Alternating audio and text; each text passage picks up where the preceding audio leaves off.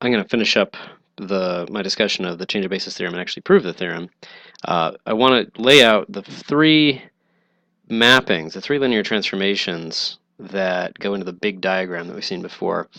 When you have a base, well, here when you have one basis of a vector space, you get the coordinate mapping. So this is coordinates in basis with respect to basis B applied to an honest God vector is a vector in Rn, just a sequence of numbers, which just records the coefficients. So I like to call that the recipe, using these ingredients to produce whatever dish you're cooking. The coefficients of linear combination of the basis vectors to get W. So that's the definition of CB. Now, we also had this idea, if you have two different bases, B and B prime, we need a change of basis matrix. And what is that defined by? It's defined by how do you express the new basis vectors in terms of the old? Well, you should see a real similarity here. There's a lot of similarities between, in fact, all three of these lines. That's why everything's compatible. And why, in fact, when we do the proof, it's really not going to have a lot of content, to be honest. Okay, it's really getting used to these ideas and the manipulations more than being deep. It's not deep. So we express the new vector in terms of the new basis vectors in terms of the old basis. That defines this change of basis matrix. And we're going to see another way to say how these guys relate in just a second. And then if you have a transformation from the vector space to itself in just one of the bases, or B prime, but let's write it down for B, that's a matrix, Aij's, and you can sometimes we call it A, sometimes we just decorate it as the matrix of T in the basis B. And again, what we do is we take the basis as inputs, we manipulate them with a transformation, and then we look at the outputs.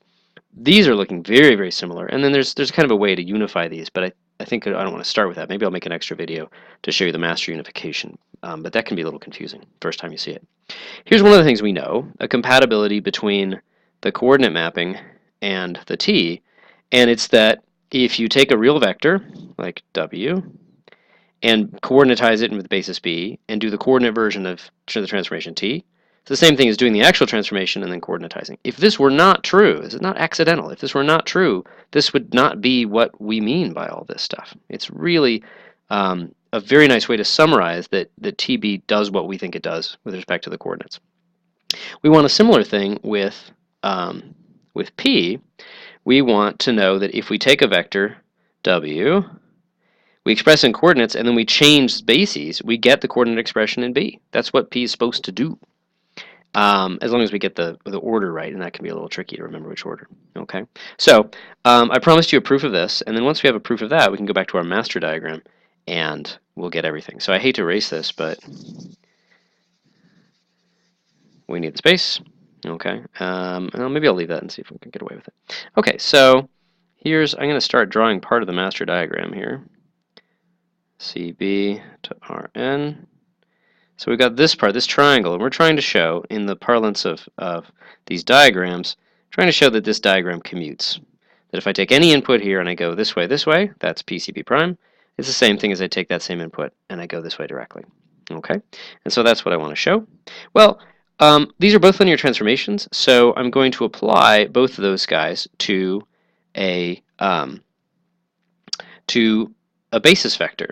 If I can show that they're equal on all basis vectors, then we're good. Okay, so let's apply PCB prime. Let's apply that to a basis vector. And here it's CB prime, so it would make sense to do it in the basis, the prime basis. Okay. Now, by definition, this takes this basis vector and expresses it in this basis. Well, that's very simple. It's just 1 at the ith slot and 0s everywhere else, so that's just EI, the standard basis in Rn. So I've taken a VI prime here, put it in Rn, and it becomes just 0, 0, 0, 1, 0, 0, 0, etc., with the 1 in the ith slot. Okay. Now, what does PEI do? It takes because the ith column. We know that when you take a matrix times a standard basis vector, it's just the ith column of the matrix of P, well, which is a matrix already. Okay, so that's one side. Okay, now what about CB on VI prime? Okay, that is supposed to be vector x1 through xn where, just repeating the definition I had previously that I had to erase, where vi prime is equal to the sum of xi vi. I'm supposed to take this vector, which happens to be a basis vector for the other basis, and express it in the basis b and pick out the coefficients. Okay, but look at what this is. And again, I wish I hadn't had to erase that. That's by definition, that's the ith column of p. You might want to erase it, or rewind it. That ith column of p was defined to be exactly these numbers, because the mechanism for creating p was take the EIs, take the VI primes and express them in terms of the basis b. Okay, so there really isn't much going on here. It's just restating stuff we had in terms of summations and coordinates and coefficients and stuff like that in terms of mappings. And now, this is very powerful because it really organizes the calculation in a wonderful way. Because now we can say, okay, that story is happening, if we've got a transformation, that story is happening at the source and the target, domain and codomain, input and output, whatever you want to say. And you know what? I'm going to have this guy go this way. That'll be P inverse. One thing that's important is all these transformations, except for T, all these transformations on the ends of the prism are invertible. Because this is mapping from V to Rn, not losing any information. So this is not losing any information. That's the intuitive way to think about it. And the more official way to think about it is you can show that it's invertible. It's 1-to-1, it's onto however you want to show it. Okay, so that's TB prime, and that's TB. Okay, so here's what I want to show. I want to show the change of basis theorem is that if I want to get T in the new basis, back here, I first convert to the previous basis, the B basis. I do the calculation in that old language, and then I translate back. It really should be pretty reasonable to believe that at this point. We've done examples. Okay. And here's the way I'm going to show that. All of this comes from the honest to God vector space V, and it comes from the transformation T. We'd like to, the point is to get down here where all we have to do is do matrix manipulation, stuff that can be understood by a computer, stuff like that. But, of course, to prove it, we really have to go back to this level up here. Okay? So that means that I can't really start with something in here. I need to start with something up here. So here's what I'm going to show is that if I apply that matrix to CB prime of something in V, it's the same thing as P inverse TB P CB prime of something. Okay. If that's true for every W, now what's that going to do? That's going to show that this is an equation. These two are the same linear transformation, at least applied to everything that's of the form CB prime of W. But wait, this is a coordinate mapping. As I was just saying, it's invertible, it's 1-to-1, it's onto. This hits everything in Rn. And so that's just going to say this on everything in Rn, just expressed in a slightly complicated way, is the same as this transformation on everything in Rn. So that'll be enough to show that. And the key is that that's going to get us access to T and to these triangles, which we already know commute. Okay, I want to keep the diagram. So, oops, that's part of the diagram. Actually, let me give myself a tiny bit more room by putting it up here.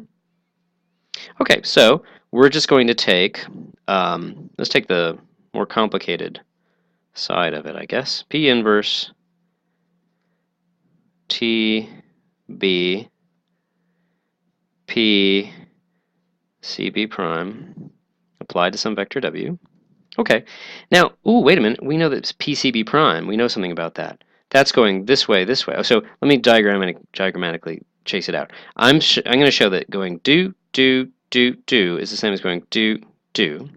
And then by this argument that everything in here comes from here, that's going to show that going 1, 2, 3 is the same as going around here.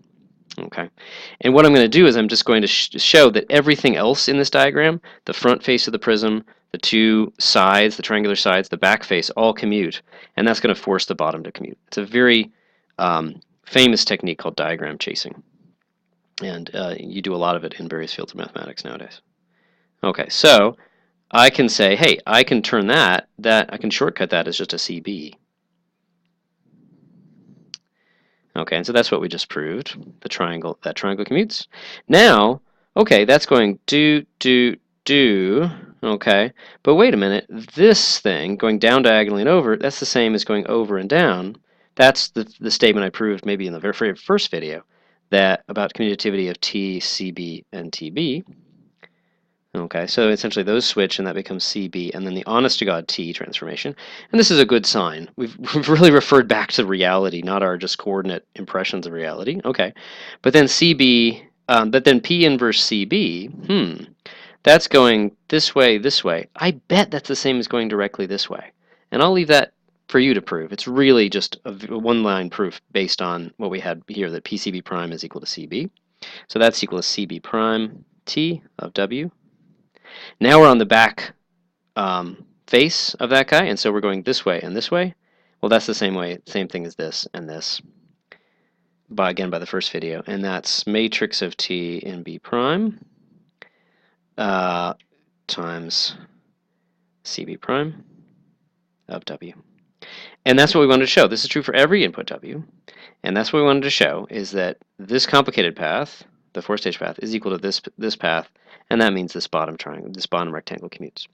Now, I put in the W's to try to make it a little bit more clear that we really are in principle applying these to honest vectors. But you know what? This never did anything. I never did anything. I'm really just talking about equality of maps.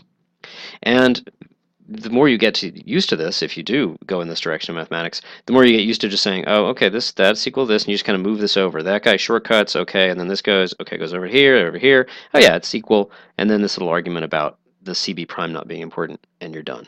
Okay. So I wanted to show that kind of very slick way of doing it. You can write it all out in terms of like the summations and equalities, and but this is very much a modern mathematical presentation of it. And maybe I'll do yet another video that says what happens if these vector spaces are different, because that also tends to unify all these things I said at the start of this video that look suspiciously similar to each other.